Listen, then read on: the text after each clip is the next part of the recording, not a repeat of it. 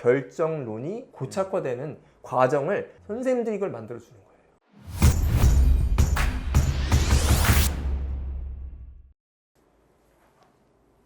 안녕하세요. 대치동영어학원 내부 고발자입니다.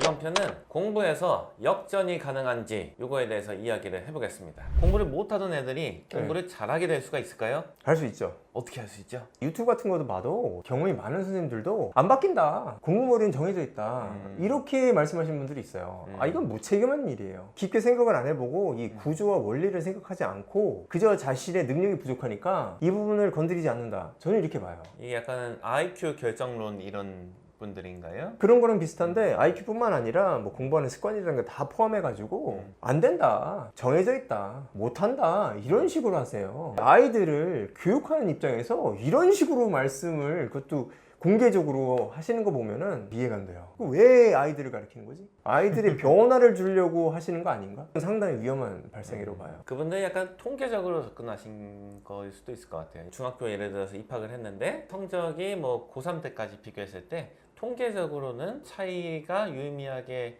많이 일어나진 않는다, 이 정도를 말씀하신 건가요? 그런 분들이? 아니면 그냥 IQ는 정해져 있으니까 학업 쪽 자질이 안 될 것 같으면 그냥 다른 방향 알아봐라, 이런 건가요? 뭘 몰라요, 이분들이. 자기가 왜 공부를 잘하는지를 몰라서 그렇고, 공부가 좀 부족한 아이들이 공부를 잘하게 되는 그 과정을 몰라요. 그 이해가 부족하기 때문에 그래요. 그럼 어떻게 이제 해야 될까요? 이분들이 이해를 늘려야 돼요. 이런 얘기 들으면은 정말로 암담하다. 이런 선생님 밑에서 실력이 부족한 사람이 들어가면은 공부 못하죠. 공부 잘하게 될 수가 없어요. 이미 정해놨어요.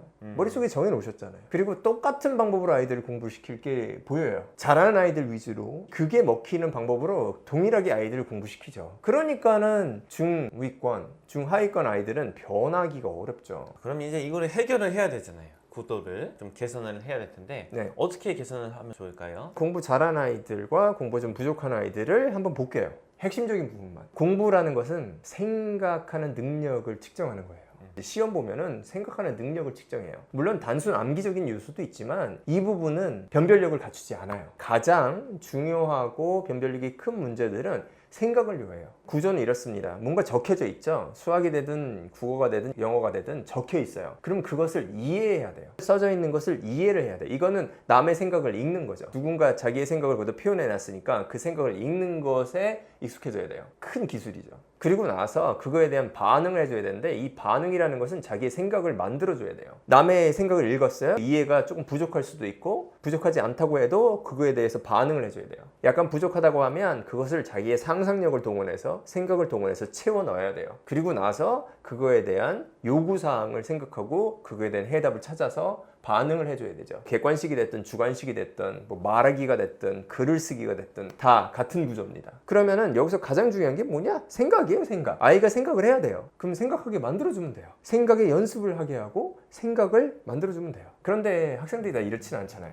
생각을 뭐 스스로 능동적으로 하지 않는 친구들도 꽤 있는 것 같아 보입니다. 생각을 능동적으로 안 하니까 공부가 안 되는 거예요. 성적이 안 나와요. 일반적으로 능동적이지 않은 학생들이 생각하는 거는 뭐 여러 가지가 있는데, 공부할 마음은 있다, 의지는 있다고 하는데 실제로 제대로 된 공부를 하냐, 그게 아닌 경우가 많죠. 첫 번째 제가 많이 보는 거는 시간을 중요시해요. 나는 몇 시간을 공부했다, 이게 중요한 거예요. 근데 이거는 시간 때우기에 가까운 경우가 많아요. 생각을 해야 되는데 생각의 부분을 없애버리고 나머지는 다 하는 거예요. 하는 척이 되는 거예요. 실제 공부 양은 적은 거예요. 이제 생각의 양하고 공부 양이 같은 건데 생각의 양이 적으니까 하는 것처럼 보이는 거예요. 명목상 공부 시간으로 잡힐 뿐이지 실제 공부는 아니네요. 그러면은. 차이가 큰 게 어떤 아이는 뭐 5시간을 공부했고 뭐 이만큼 문제를 풀었다는 거예요. 그리고 어떤 아이는 그의 반밖에 안 했는데 문제 푼 양도 적은데 나중에 보면은 이 시간을 적게 들인 아이가 제대로 된 공부를 한 거죠. 얘는 제대로 생각하고 틀린 문제가 왜 틀렸는지, 맞은 거는 왜 맞았는지 머릿속으로 정리를 해가면서 생각을 하면서 쭉 이끌어 나가는 거고, 5시간 공부한 아이는 그냥 문제 푼 거예요.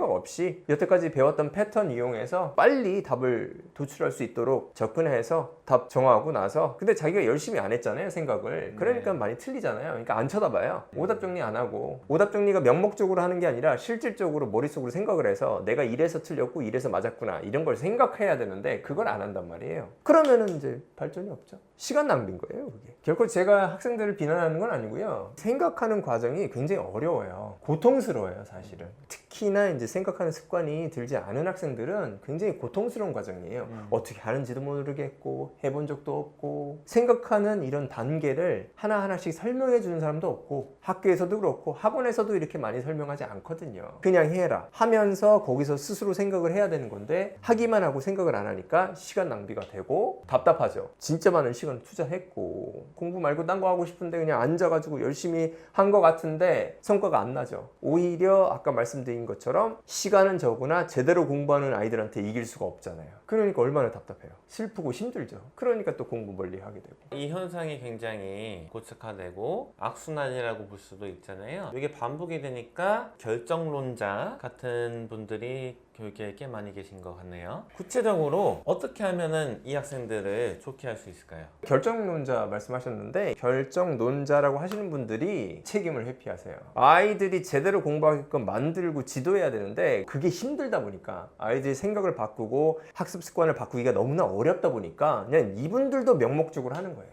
생각이 없어도 할 수 있는 것들을 줘요. 그리고 아이들은 그걸 따라해요. 그러면 조금씩 향상은 있죠? 그리고 만족을 하는 거죠. 근데 아주 만족은 안 되죠. 기본적으로 바뀔 수가 없죠. 결정론이 고착화되는 과정을 선생님들이 이걸 만들어주는 거예요. 교육계에 실은 뿌리 깊은 문제인데 현상적인 게 지금 이렇게 나와 있단 말이에요. 네네. 학생들도 하던 대로 하고 생각 많이 해서 해결해야 될 것들은 안 하려고 하고 생각을 많이 수반하지 않는 것들을 눈높이에 맞는 거니까 이거 정도 하려고 하고 네. 그거를 지도하시는 교육계 선생님들 그 정도 맞춰서 하려고 한다. 그럼 개선은 어떻게 해야 될까요? 여러 가지 방법이 있겠으나 가장 기본적인 것은 아이들의 생각을 받아들이셔야 돼요. 지도하는 분들께서 아이들이 생각하게끔 만들고 그 생각을 내가 읽어보고 생각하고 반응을 줘야 돼요. 이것이 피곤한 과정이에요. 시간이 많이 들고 에너지가 많이 들어가야 되고 열정이 있지 않으면 할 수가 없는 거죠. 아이들이 생각하는 게 저희랑 똑같지 않을 수가 있잖아요.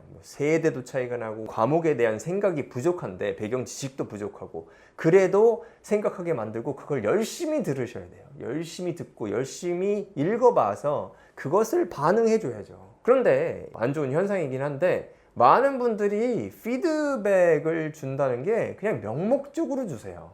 그래 숙제했어? 그래, 숙제했구나. 글을 썼어? 글을 썼구나. 그래 이런 얘기를 네가 해서 좋다. 이거예요. 여기서는 아이들의 생각이 발전하기 어려워요. 아이들의 생각을 제대로 듣고 진솔하게 피드백을 주셔야 돼요. 이거는 부족하고 요건 좋았다.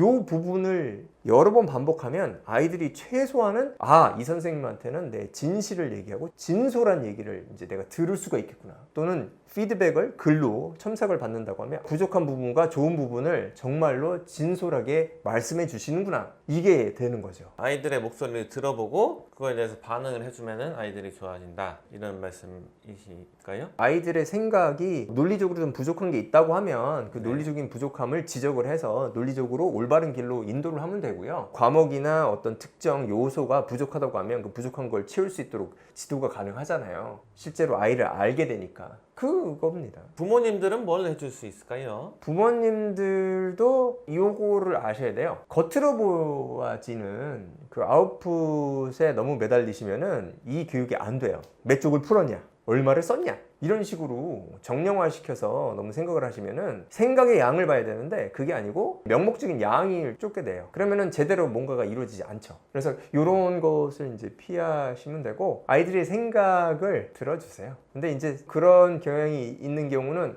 아이가 힘들어 하죠. 어떤 거냐면 생각을 안 들으세요. 선생님이 아이 얘기 듣지 않는 것처럼 어머님이나 아버님도 아이의 생각이 이런 게 있는데 듣지 않으려고 하시면은 아이는 생각을 없애려고 합니다. 아이의 생각을 들어보고 그거에 대해 피드백 주는 게 굉장히 중요하잖아요. 네네. 아이의 생각을 들어볼 때는 일단 큐가 있어야 되잖아요. 어떤 신호로 아이의 생각을 말하게 해보면 좋을까요? 생각만 해봐 이렇게 할 수는 없잖아요. 어떤 주제가 있던가 상황이 설정이 돼야지 그거에 대해서 이제 아이들이 이야기를 할 거 아니에요? 상황은 항상 만들어집니다. 어떤 문제를 풀거나 아니면 글을 쓰거나 쓰거나 할 때마다 아이의 생각을 요구하게 되죠. 선생님들이 학교나 학원에서 지도를 하실 때 처음에 지도를 어떻게 하면 좋을까요? 막연하게 느끼실 수 있을 것 같아요. 많은 분들이 생각을 어떻게 말하게 해보면 좋을까요? 단순하게 얘기하면은 네. 어떤 문제가 하나 있어요. 문제 3번이라고 하죠. 선생님이 그냥 답을 가르쳐 주는 게 아니라 아이들한테 물어봐요. 답이 왜 3번인지. 얘기를 안 하려고 하는데 이게 이제 생각을 안 하려고 하는 시도예요. 일단은 말하게 하는 거죠. 몇 번을 고르냐, 그리고 왜 그걸 골랐는지를 물어봐요. 정답인지 아닌지 확인하는 것도 부차적인 거예요. 왜 답을 3번으로 골랐는지 이걸 들어보는 거예요.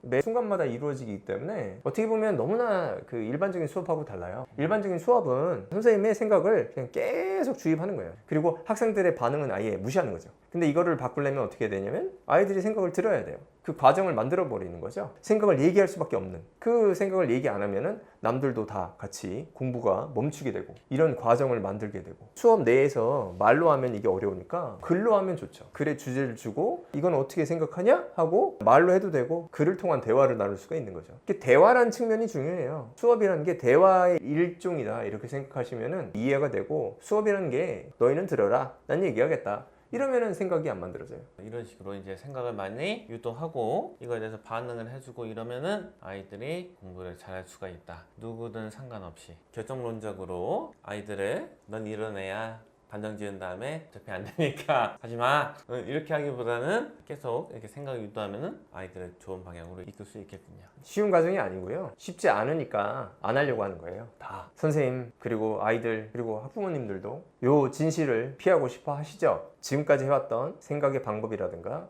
이런 걸 다 고쳐야 되고 바꿔야 되는 거예요. 그러니까 고통스러워요. 잘 안 되고 어색하고 힘들고 답답하고 짜증이 나요. 근데 이것을 인내심을 가지고 꾸준히 해야 돼요. 예를 들면은 어떤 생각을 가지고 글을 쓰게 했는데 글을 3줄을 써요. 3줄을 다 받아들고 그거를 열심히 읽어서 비약 같은 게 있으면 그걸 지적을 해서 그걸 채우라고 아이한테 얘기를 하시고 다시 쓰게 해요. 다시 쓰기는 해도 그 비약이 안 채워져요. 일반적으로 조금 더 나아지긴 합니다. 아니면 또 다른 길로 빠져들어요. 그럼 그거를 또 아이하고 첨삭을 통해서나 말을 통해서 지도하세요. 이런 과정을 뭐 같은 글의 주제를 가지고 여러 번 하면 제일 좋겠지만 피곤해지는 경우도 있고 시간이 부족한 경우도 있으니까, 이렇지 않다고 해도 항상 아이가 쓴 글을 바탕으로 반응을 해주시고 열심히 아이의 생각을 읽으려고 하면 아이도 내 생각이 중요하구나 라는 걸 알게 되니까 그때부터 생각의 변화가 생겨요. 뭐 한두 번 수업이 아니라 몇 달씩 보시고 몇 년씩 봐야지 아이의 생각이 변할 수 있다. 생각이 변해야지 공부를 잘할 수 있다. 인내심을 가지고 접근하는 게 좋겠습니다. 이번 편 이 정도로 해볼까요? 네. 감사합니다.